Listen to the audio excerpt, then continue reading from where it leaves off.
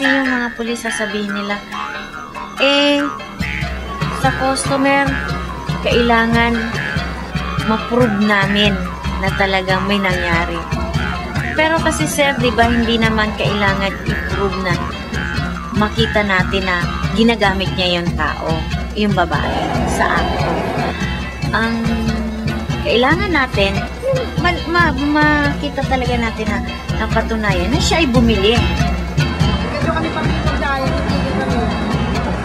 Hindi gano'n na lang ako na.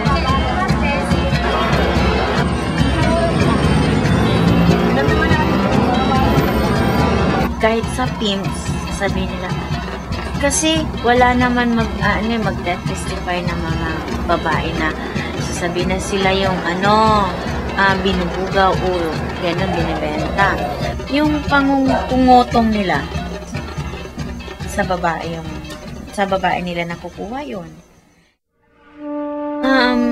Nasasaktan pa rin ako, pero although na-process ko rin yung sarili ko. Dati, matagal kasi, naramdaman ko na madumi ako. Yun.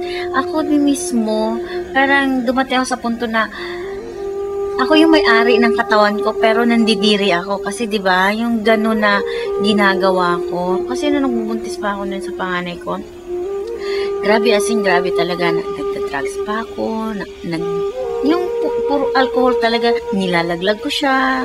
Ayaw ko anak, gusto ko. Eto lang, ako lang. Swerte naman kasi nabuhay yung anak ko na yan, si Harv.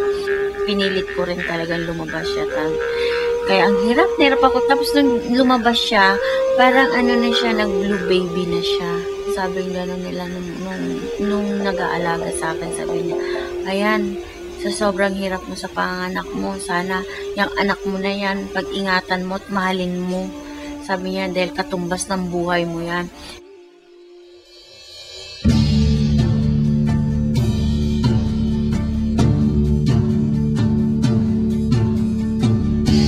Pangarap ko talaga makatapos ng pag-aaral. At gusto ko magkaroon ako ng degree. Kaya naisip kong bumalik mag-aral. Tanda ko na, kailan pa ako nag-start ulit. Tapos high school pala ako. 40 plus na ako. Nung una, nakakahiya, di ba? Ilang taong ka na? 40 plus. Bakit ngayon mo lang naisipan? Wala lang.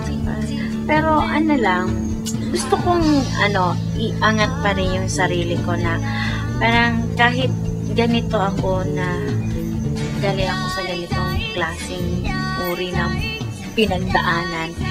Kumukuha ako ng social work sa Miriam College. Yan. Kaya yun ang kinuha ko dahil yun na yung ginagawa ko ngayon na tumutulong sa mga babaeng katulad namin. Tapos para mas mapabuti ko pa yung pagproseso at pagtulong sa kanila. Kaya ako kumuha ng ganung kurso. Hanggat kaya ko pa. Pag yung talagang mga lagpas na 60 ako, kailangan ko na rin mag-retire. Tapos mag-focus din ako sa yung pamilya ko. Yung sa akin, yun yung gusto kong punuan na gabayan ko yung mga anak ko hanggang sa sila rin magkaroon ng anak.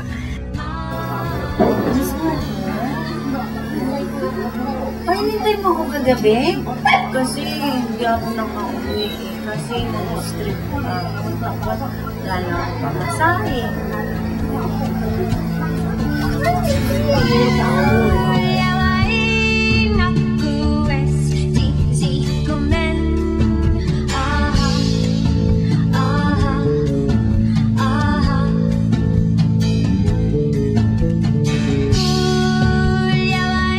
Kung titingnan mo yung kabuuan ng istorya ng prostitution, kapag naintindihan mo at na-realize mo, ano bang ginagawa sa atin? Binababoy nila tayo eh. Pero kung titingnan mo, ano pang dignidad ng isang babae? Kung lagi natin titingnan na wala na tayong pag-asa, hindi na tayo makakaahon dyan. Pero kung lalabanan natin, makakalabas tayo, di ba? Kaya, yun talaga yung napursige ko na dapat itayo natin yung natin na kahit ganito tayo, may pag-asa pa rin tayo. At kaya rin nating gawin kung ano yung pwedeng ginagawa ng mga kapwa natin na hindi nanggaling dyan.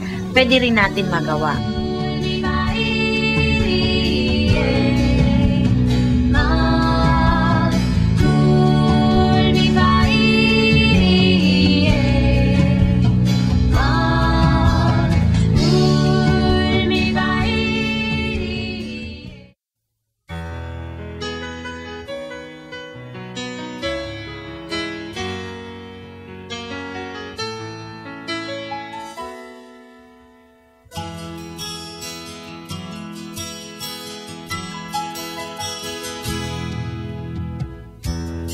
Sa'yo'y isang putik, larawan mo'y kilalanin. Magdalena, ikaw ay di maintindihan. Ika'y isang kapuspalan, bigo ka pa sa pag-ibig. Hindi ka nag-aral pagkat walang pera. Kaya ika'y namasukan sa mabini na pagkat